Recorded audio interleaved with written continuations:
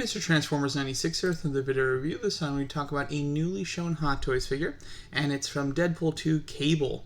So this is quite exciting, and this is a figure that I don't think anybody of us actually expected to get nowadays, just because it's been so long since the original, since Deadpool 2 came out, and they really only make a Deadpool figure. There's licensing issues when it comes to Fox and their X-Men properties. With Marvel Disney taking Fox over, it looks like it's freed up some of the licensing issues. That's why we're getting a lot of new X-Men figures this year. We just got a Marvel Legends Cable on pre-order. Now we're getting a Hot Toys one, which is very exciting. So let's go over the figure. Face sculpt first. I think this is a solid face sculpt. I think it looks good. I think that looking down at it, like the last picture, is probably the worst angle of it. But straight on or looking up, it does look a lot better. I think that if I have an issue with the face sculpt, it's maybe that it's a little too long. His face itself just seems a little longer than it should be, maybe. But nonetheless, I think that it's a decent sculpt. I like the expression. His kind of like somewhat open mouth, but still very stoic. It very much feels like Cable as far as the expression that they chose, which I think is quite nice. Hair looks good. The scars look quite nice too. My issue with the head sculpt, though, is that it's too big. It's just the head is just a little bigger than the body is, which is disappointing. And from shots like this, big action stances, it doesn't really look bad. But it's when you get just kind of your standard him just standing there type of poses that the head just looks a little too large. But I love the costume. I think it looks really nice. Solid, clothing I think looks good. The poncho piece having the wire in it I really like. Like right here, his head just looks really big for his neck and his body. The vest looks pretty decent as well. He comes with some very cool weapons, and then that mechanical arm is awesome. So you can remove the actual shirt if you want him shirtless, and he has the full mechanical sculpting all throughout his body, just like in the movie when there's really only like one scene where he didn't have a shirt on, but you could see kind of the extent of his mechanical damage. Here it is. Look at that. Great. I love that detail there. I think it looks fantastic.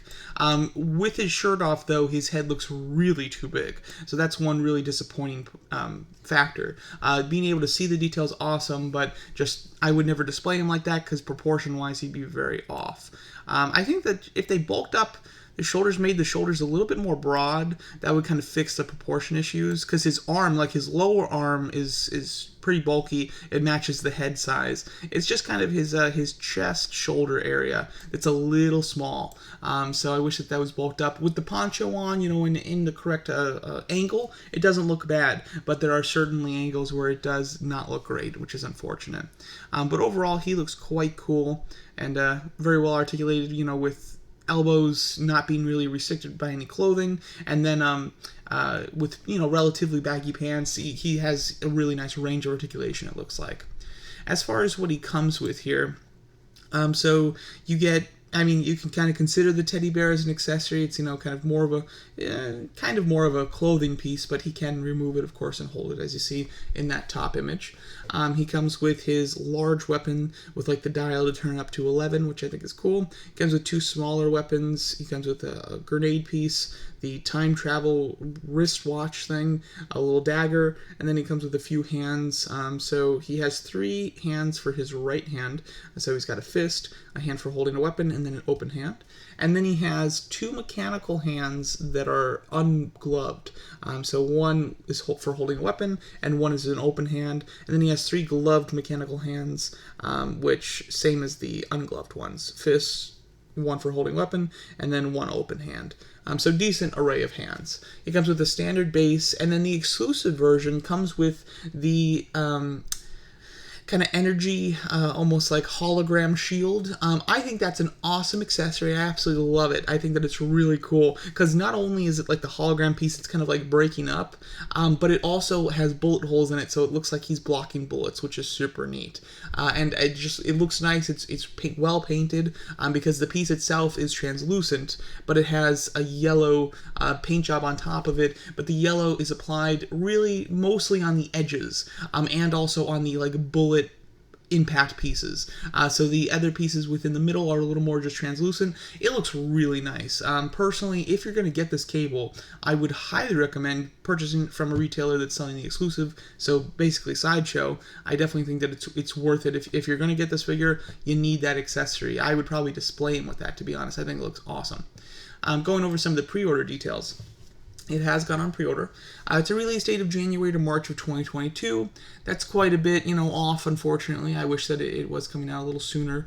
Nowadays, with Hot Toys figures, it's really a year and a half out is kind of your closest that you're going to get, which is a shame.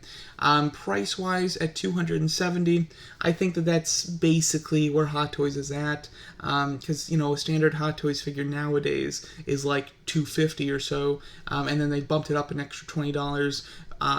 And the reason for that, in my opinion at least, is the fact that he has a fully sculpted body. That it's not, just a standard body underneath clothes. It's fully sculpted, fully textured, fully detailed. So the price, I think, is on par with Hot Toys. I wish that it was a little less, of course, but nonetheless, I do think it's on par.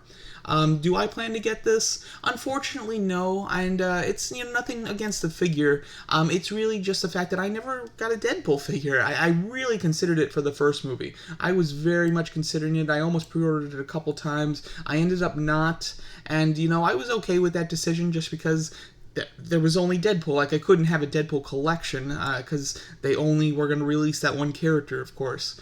So I never got Deadpool. If I had Deadpool, I'd probably be pretty interested in this cable. I still don't know if it would be 100% necessary for me, but I would definitely be more interested.